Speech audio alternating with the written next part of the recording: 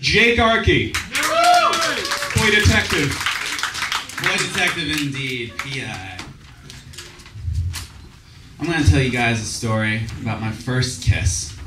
It's with a woman who comes on Channel 6, 2 o'clock, Monday through Friday. Her name's Ellen DeGeneres. I don't care what she says. I don't care who she is. I'm proud of her in every single way.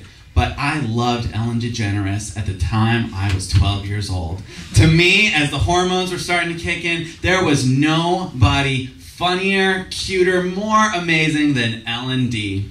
But, of course, why would she go for a little 7th grader like me living out in Salt Lake City, Utah? Who was I?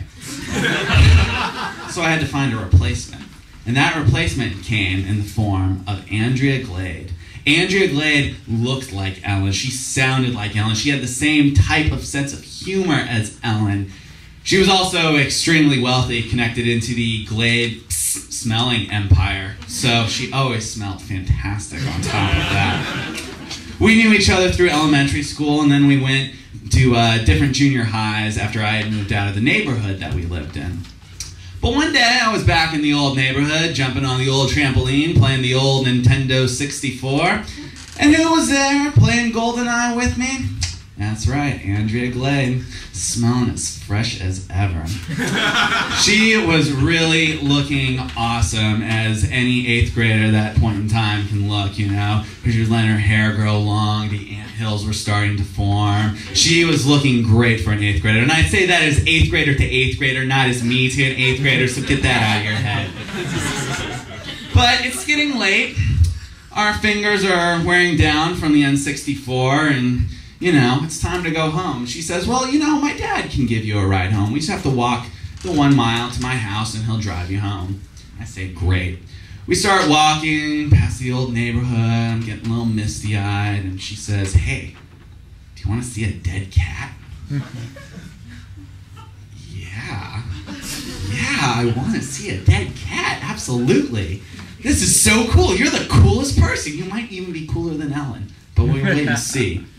So she says, all right, it's over in that brush. So I go and I look through the brush, and it's kind of dark. I'm looking around. I can't really find it, and I pushed. Andrea pushes me on the ground, gets on top of me, and starts the tap-tap type of kiss, you know. You don't really know what you're doing, so it's just lip to lip, boom, boom, boom, boom. I'm thinking, God, this is really weird. What do? I still want to find the dead cat. I still want to know where the dead cat is. But then the Glade scent on Andrea Glade goes away, and this putrid, decaying smell enters my nostrils, and my eyes look over to my right. And what's there, snarling back at me in its post-Prometheus way of the dead cat. So now I can't focus on anything else. Andrea eventually stops and I say some stupid line like, I've missed you so much. And she says, okay, I think it's time for you to go home. So now I have to do the awkward thing of getting up and putting my hands in my pockets to hide something in there. And walk home like this, because I just like walking with my hands in my pockets. Isn't it great?